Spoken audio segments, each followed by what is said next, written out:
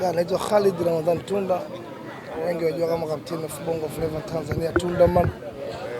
Msiba huu ni wa ndugu yangu kabisa, kwa sababu ni mtu ambaye baada ya kutoa ngoma yake ya kwanza tu na mimi kufanya ngoma yangu ya kwanza, Marehemu Abdul Bonga katuunganisha pamoja, tukafanya album pamoja na nyimbo zetu zimefika mbali, na nyimbo zetu zimewashawishi wasanii wengi wadogo kipindi hicho kuingia kwenye muziki pia.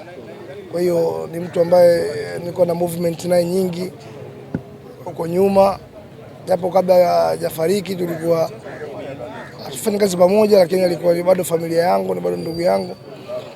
Kwa hiyo msiba ulipotokea nimeumia kiukweli, kwa namna moja au nyingine nimeumia sana, na kama familia ya Tip Top Connection ilikuwa pamoja bega kwa bega, kwa sababu walikuwa mwanafamilia wa Tip Top Connection.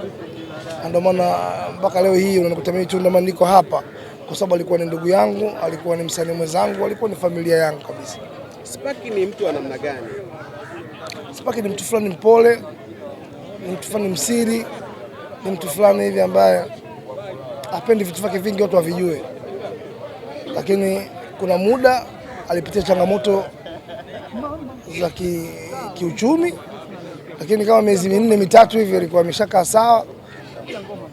Kwa hiyo ndio maana watu wengi naambia kuhusu swala stress ndio limeondoa, na sio kweli, kwa sababu alikuwa yuko vizuri kwa kipindi cha miezi 3-4, kwa sababu mimi mara mwisho nilikutana naye natokea Dodoma kwenye SGR, tukapiga sana story. Kwa hiyo na alikuwa yuko vizuri kwa sababu familia yake ilikuwa iko mbali, akarudisha familia yake pamoja, watoto wake ndio wako sehemu tofauti wanalelewa, akawachukua pamoja, akalipa kodi ya nyumba, akalipia watoto ada shule.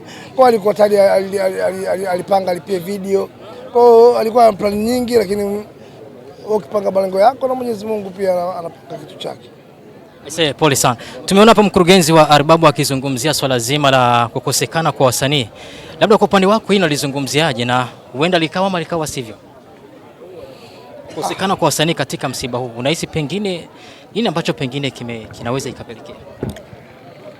Sitaki kuzungumzia sana, lakini kuna simu nimezipokea za watu ambao kama Alikiba alinipigia, aliulizia msiba mara kwanza, nikamwambia uko Chamanzi, then nikaongea na meneja yake Chiko kama msiba uko huko, wakashiriki. Nafikiri mtu wao wamemleta.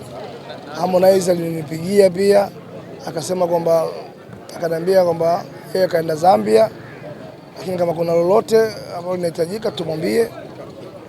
Na pia kuna Ibra alinipigia, Baraka da Prince alinipigia, Ichibaba alinipigia. Kwa hiyo kuna simu nimezipokea za kupa pole na watu kujitahidi kujumuika katika issue hiyo, lakini labda kwa sababu ya umbali, kwa sababu ya kitu gani, lakini sijui sababu nini. Nafikiri nyinyi mkutana nao au mkutana na viongozi wa muziki, itabidi muulize hili swali, kwa sababu mtu kuja kuzika so ni yeye tu kuamua, sio swala tu la kusema msanii sio msanii.